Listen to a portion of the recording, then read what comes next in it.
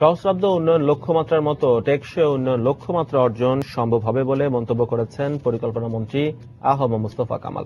শনিবার রাজধানীর ব্র্যাকিন সেন্টারে সিপিডি আয়োজিত বাংলাদেশের প্রেক্ষাপটে টেকসই উন্নয়ন লক্ষ্যমাত্রা বিষয়ে এক সেমিনারে তিনি কথা বলেন।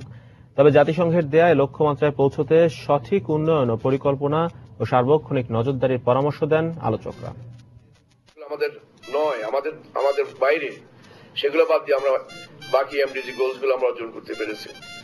এইবারও আমরা এসডিজি গোল অর্জন করতে পারবো। 2030-এর মাঝে আমরা এই দেশকে হাঙ্গার ফ্রি করব, এই দেশের মানুষকে ক্ষুধামুক্ত করব, এই দেশের মানুষকে উন্নত শিক্ষায় তাদেরকে আমরা শিক্ষিত করব।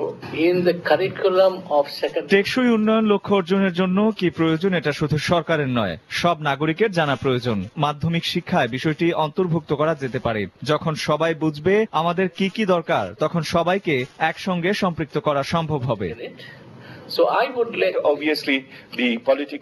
সহস্রাব্দ উন্নয়ন লক্ষ্যমাত্রায় বাংলাদেশের অর্জন আশাব্যঞ্জক। টেকসই উন্নয়নের জন্য অনেক কাজ করতে হবে। আগামী 15 বছরের জন্য যে লক্ষ্য নির্ধারণ করা হয়েছে তা অর্জনের জন্য তদারকি ও নজরদারি দরকার। এজন্য নাগরিকদের নিয়ে একটি পর্যবেক্ষণ কমিটি গঠন করা যেতে পারে। Citizens partnership.